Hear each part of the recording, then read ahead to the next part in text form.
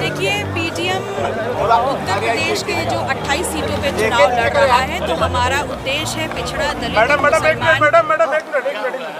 क्या हुआ जी? रोल है रोल नहीं था। पीटीएम जो पूरे उत्तर प्रदेश की 28 सीटों पे लोकसभा चुनाव लड़ रहा है, उसका उद्देश्य है कि हम पिछड़ा दलित मुसलमान और अपने सभी समाज के लोगों के बीच में जा कर के ये बात स्पष्ट रूप से बता सके कि हम सिर्फ वोट बैंक के तौर पर नहीं लिए जा सकते।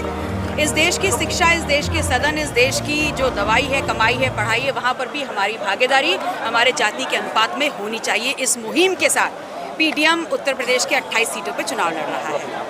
क्या आपको लगता है क्योंकि ये आपके बहन का भी संसदीय क्षेत्र है, ऐसे में क्या सियासत घर की सियासत है या फिर आपकी पार्टी की सियासत है? देखिए, मुझे ऐसा लगता है कि ऐसे पूर्वांचल के ऐसे बहुत से क्षेत्र हैं जो डॉक्टर सोनेलाल पटेल जी की कर्म भूमि रहे हैं और उनकी हर उस कर्म भूमि पर जा करके अपना दल अपने दम्भ को और अपनी जो गर्व है उसको पुनः जीवित करके आगे बढ़ना चाहता है और इस लड़ाई में पूरी मुस्तैदी से हर समाज के लोग हमारे सहयोग में उतरे हुए हैं। प्रिया पटेल भी कुछ नहीं बोल रही है, आपकी बहन है यहाँ से सांसद। मेरे लिए लोकसभा चुनाव जो है, जहाँ पर भी हम 28 सीटों पर लड़ रहे हैं, तमाम जो विपक्ष के प्रत्याशी हैं वो एक समान है।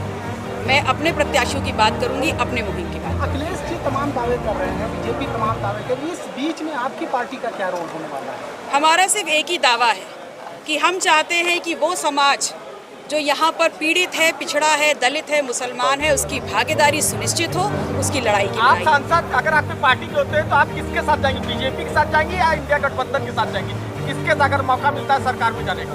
देखिए, भारतीय जनता पार्टी में तो कुव्वत ही नहीं है कि पल्लवी पटेल को खरीद ले। और रही बात इंडिया अलायंस, तो पीडीएम जो है और पल्लवी पटेल हमेशा मुद्दों की और जनहित की लड़ाई लड़ती है और अगर हम सांसद रह करके बाहर भी खड़ा होना पड़े तो हमें कोई गुरेज नहीं। आरक्षण को लेकर बड़ी चर्चा है और हर पार्टी अपनी। मैम, आरक्षण को लेकर आप क्या चीज़ क्या कि वो आरक्षण? देखिए, आरक्षण संविधान में निहित एक अधिकार दिया गया है, एक मौका है।